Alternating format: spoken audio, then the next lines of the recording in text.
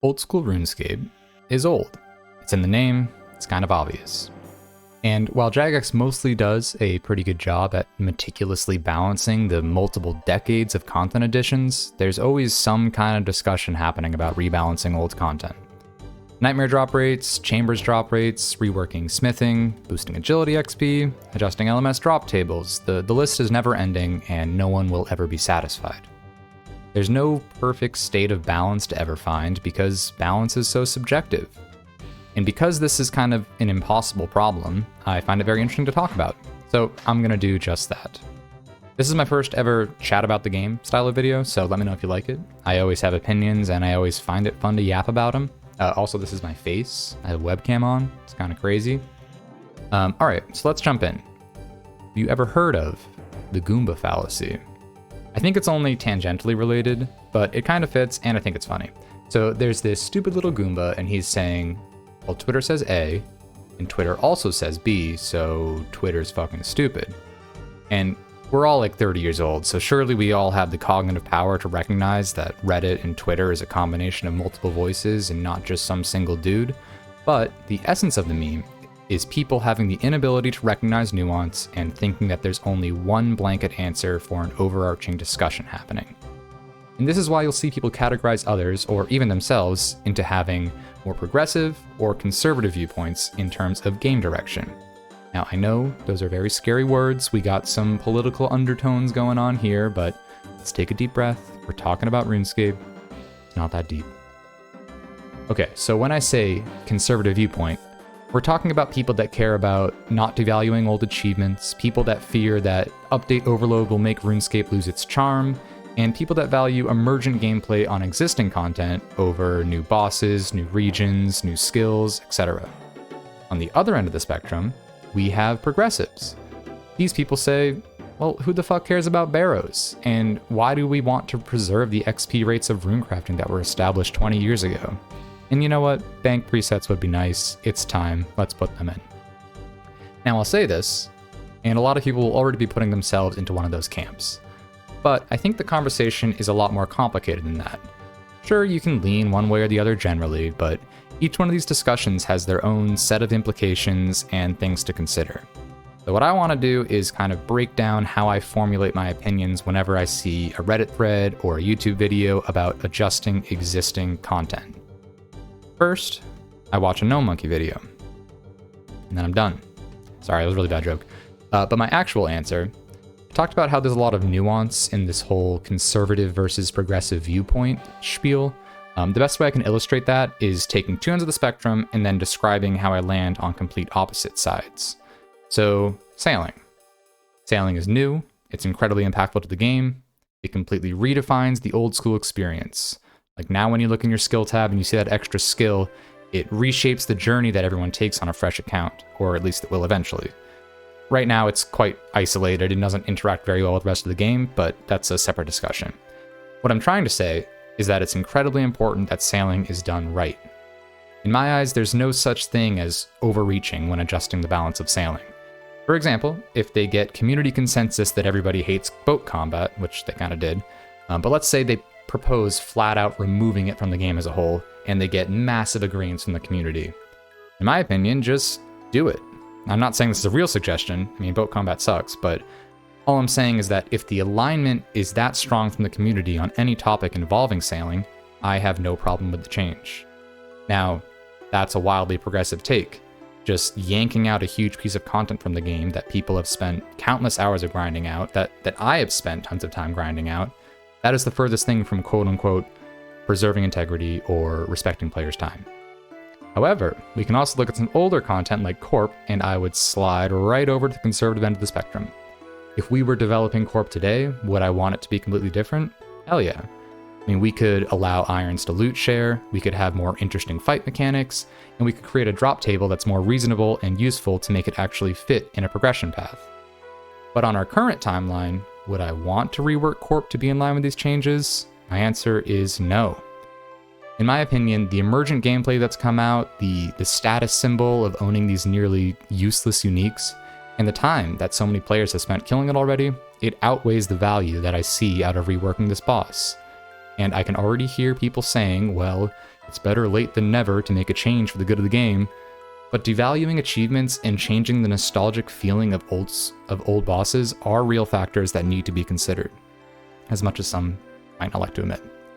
Now, obviously it's all subjective, but all I'm saying is that the amount of time that a piece of content has been in the game does matter. The amount it matters changes person to person, but it does matter to some extent for everybody. So that's a take that I would be labeled as conservative for, very conservative. I mean, the only reason that I don't want to change Corp is because that's the way it's always been.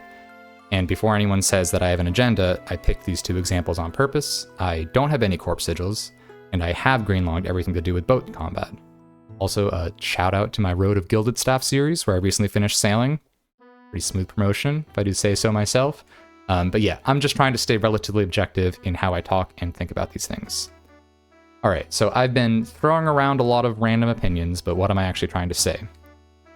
Any proposal of a rework to existing content has a certain amount of value to a player. And for the sake of simplicity, I'm going to say that we can assign a number to that value from -10 to 10. So player A might say, yes, this change is the absolute best thing that can come into the game. I want it above everything else, 10 out of 10 value. Whereas player B might say, this would literally make me quit the game. It's a horrible change, -10 out of 10 value. And then a value of 0 basically means that you don't care at all and have no opinion.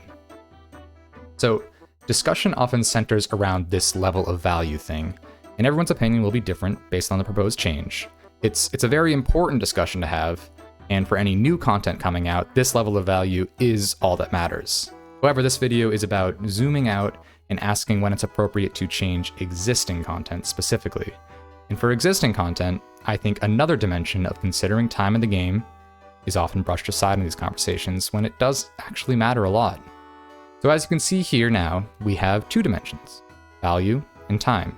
And don't worry, I know I'm starting to create a graph here, but it's purely vibes based. There's no math. It's just to help illustrate my point. So what I think is so interesting is that every player has some sort of unique, mostly up and to the right line on this graph. Anything above that line is a change that they would support, and anything below that line is something that they would not support. So now we're kind of actually at three dimensions. We have value, which is completely subjective. We have time, which is a constant, and then we also have this new line we made that represents how much we care about time. And this line is actually what I think represents the main difference between what we consider colloquially progressive and conservative players. So, for example, a progressive player might have a graph that looks like this. The red area naturally means that they would probably vote no to the change. Any proposed content that looks decent, they support it coming in. And for a while after it's introduced, it's free reign to make any changes that they deem valuable. As time goes on and the content gets solidified into metas, they may become slightly more resistant to changing it, but they never really reach a point where they would simply not consider a change based on time in the game. But the important part is the value of a change would need to be higher for them to say yes to it if it's 5 years after release versus 1 week after release. So it's probably easier to demonstrate this with a real example, so let's consider Guardians of the Rift. It gets released, and then let's say Jagex proposes that they want to extend the initial AFK timer to better balance the downtime and active time of the minigame. This progressive player is relatively unopinionated, as they like the current flow of the game, but they also like the AFK. Overall, they think it's net positive, but they would only give it a value of 2 out of 10. So, if this AFK increase proposal came out 2 weeks after release, the player would probably say, sure, send it. However, if this proposal came 5 years after release, they would probably say, well, I don't really see the point of changing this. I don't disagree with it, but it just seems like a weird thing for Jagex to focus on. Or, I already finished the minigame, and it was totally fine as it was. They would be slightly more resistant to the change and potentially vote no, despite being progressive and not necessarily disagreeing with it. On the other hand, a conservative player might have a graph that looks like this. They have a much higher bar for bringing new content into the game. Even if something seems decent, they only want an update to come in if it looks really awesome. In other words, they would prefer no update to a mid-update.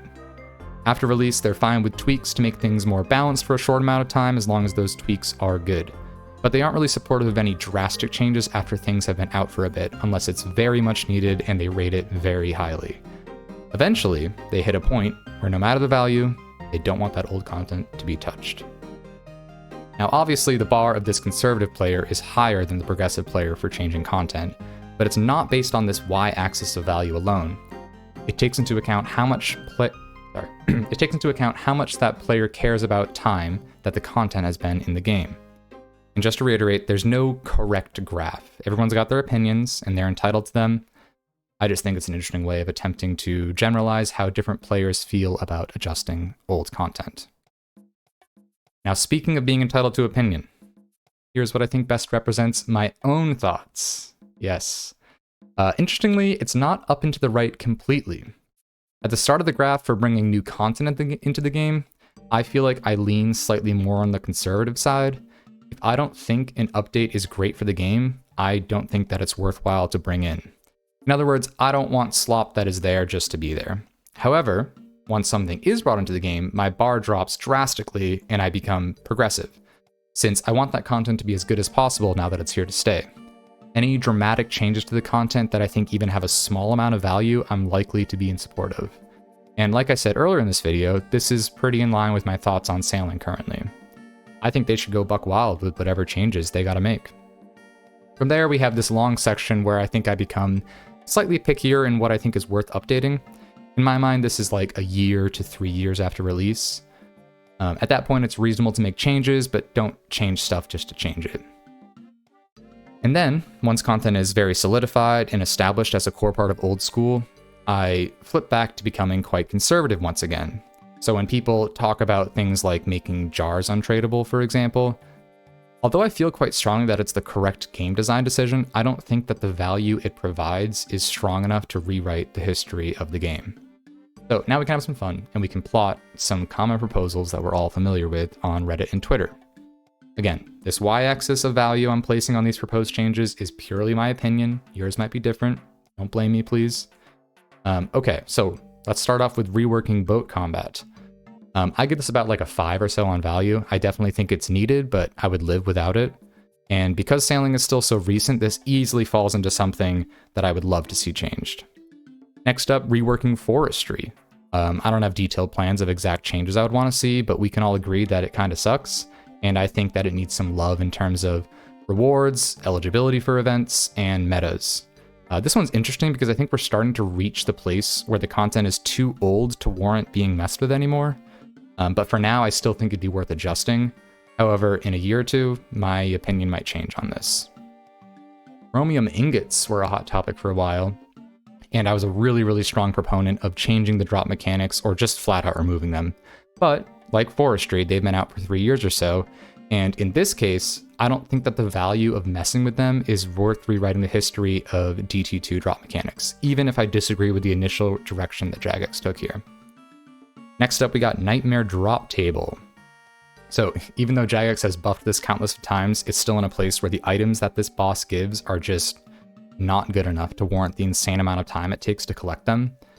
So this is super high on my value list, and I'll be honest, there might be some ulterior motives going on here since I haven't really grinded it too much, but this is a proposed change where I fully fall into the better late than never camp. Shit needs to be like twice as common. It's horrible. In a similar vein, we also often hear clamoring for improving the purple rates at chambers, with a specific suggestion often being to reduce the rates of scrolls from CMs specifically. This is another drop table tweak that I'm strongly in support of, probably not quite as much as Nightmare, but it's still in that camp of better late than never. Mentioned briefly before, I've also seen quite a few suggestions about making jars untradeable. I do strongly agree that this is how things should have been from the start, so that it could be more of like a niche flex item for all account types. But at this point, my opinion is that they've been this way for so long that it's too late to make this change. Now, looking at some old bosses, Corp could definitely use some love in terms of allowing Irons to kill it as a group, as well as maybe adjusting the drop rates. But I talked about this towards the start of the video. The value that it adds isn't quite strong enough for me to actually be in support of something like this. Just considering how established Corp is as like a flex box with kind of weird, unique mechanics. Similarly, we have the fact that KQ ignores defense on its mage and range attacks. Changing this obviously makes perfect sense, as it would be good for defense to be at least somewhat impactful. I'm even in stronger support of this over any changes at Corp, But again, the value that it would add, in my opinion, is still not quite strong enough where I think the change is necessary to make. Lastly, we do often see a lot of discussion around adjusting old skills, such as improving agility XP rates or reworking the level thresholds of smithing items to be in line with modern metas. And as much as I would love to not make players run rooftops for hours on end, this quirky balancing and long grinds, these things are a core reason of what makes RuneScape RuneScape. It's a grindy game, there aren't any shortcuts, and even slight adjustments give me pause when it comes to adjusting things that have been in the game literally since the launch, or at least since the RS2 launch. And that's enough yapping from me. Thank you very much for giving this a watch. I hope you found it at least somewhat interesting. And yeah, let me know if there's anything else you want me to give unsolicited thoughts on, or I guess in this point, it would be solicited. Also, definitely check out my other series where I'm chasing the Gilded Staff of Collection. I am back on the grind now that Leagues is over. Hopefully, new video soon. We'll see. Peace out.